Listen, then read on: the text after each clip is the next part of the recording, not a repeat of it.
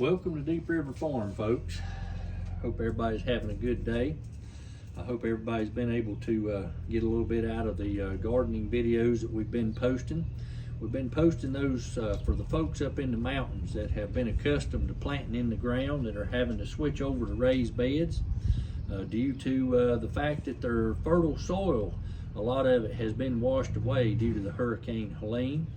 And so we've been trying to get a kind of a class on it as it goes day by day on how to get stuff growing in raised beds, how to get a jump on the growing season and things like that.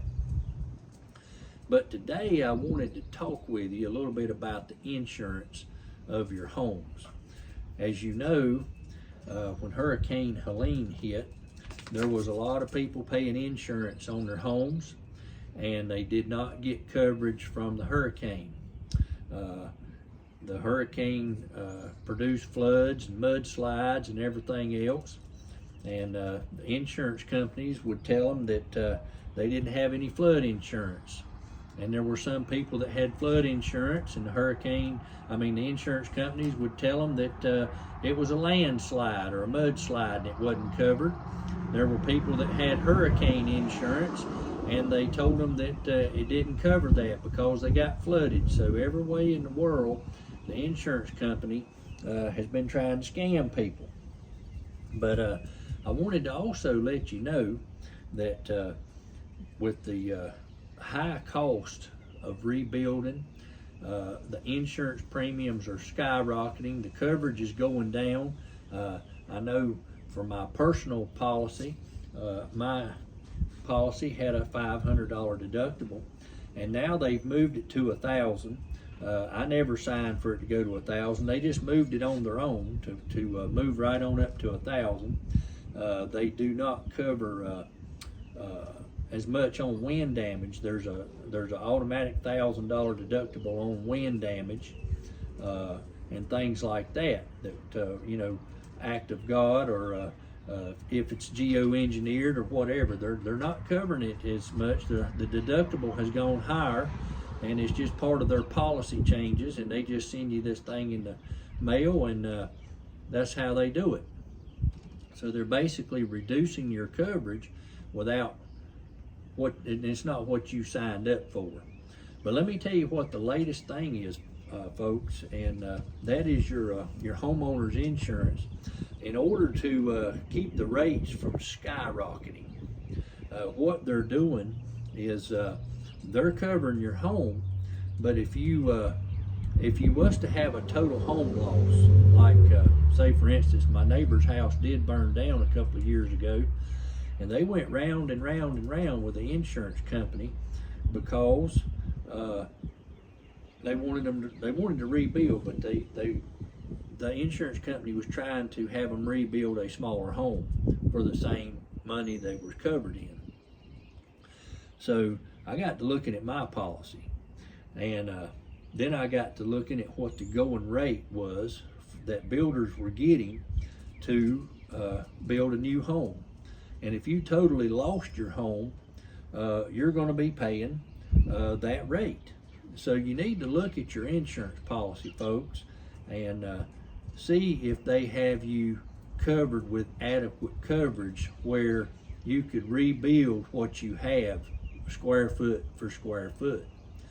And my policy that I had, when they called me to renew it, I got to looking at it, and I knew how many square feet I have in my home, and I knew what they were covering me for, and I got to looking and I said, that don't add up. They're not covering me enough on my home to be able to replace it. And so that's something, folks, that you've got to watch out. They're increasing your premiums, but it won't replace your home. So you've got to watch that. And from what I'm understanding, it's about $230 some a square foot now to build a home. If you're on the coast, it's about $330 per square foot for the home. That's just to build the home, folks. That's not including the property that it sits on. So you got to keep that in mind.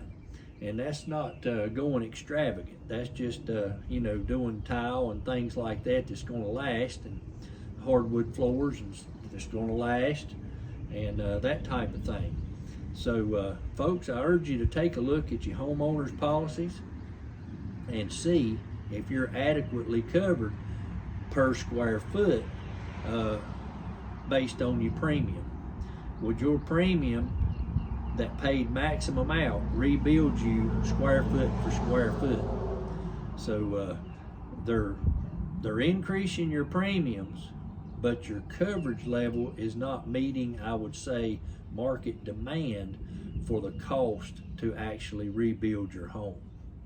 Folks, I appreciate you joining me today here on Deep River Farm. I thought I'd run that by you and let you know what I had discovered, and I may be an isolated case, I don't know, but it's kind of like the government. You can't trust the government, you can't trust a bank, and you sure can't trust a insurance company to hold up for them to pay off what they should be paying off. There's going to be an excuse or a way to try to wiggle out from it, but they're going to be standing there with their hand out for your premium.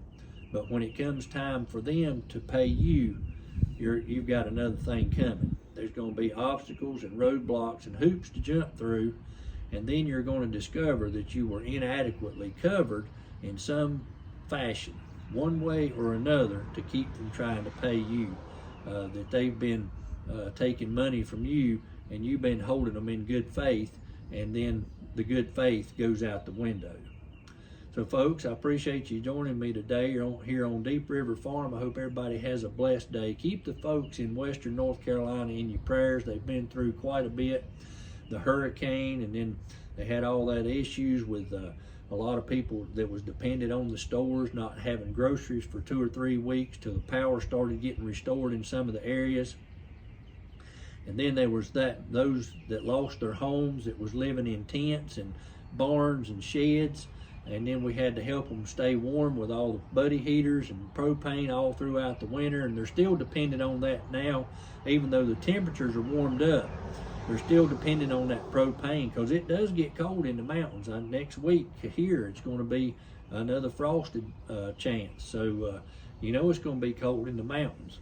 And they still relying on the propane to cook by, even though I would say 99% of the people are in campers or a tiny shed or something like that to get out of the elements, and are at least in that.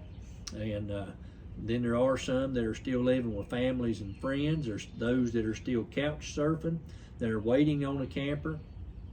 And we have the link below where you can help donate to the Cash for Campers through the Helping Hands of Central Church, or through the Operation Mountain Relief at the Midway Wesleyan Church, to help those that are still trying to get into a camper. We've had 11 families that were burned out that from the recent wildfires. As things just keep happening to them.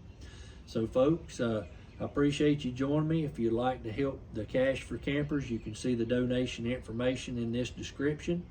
And of course, always, there's the relief centers that are continuing to help these people that are lost their jobs and their houses, still paying mortgages, still paying homeowners insurance on homes that they can't live in or are gone. And they're also paying a rent and trying to rebuild. So they're very dependent on these relief centers just to get basic essentials. And that information for all the relief centers will also be in the description form. Folks, thanks for joining today, and have a blessed day from Deep River Farm.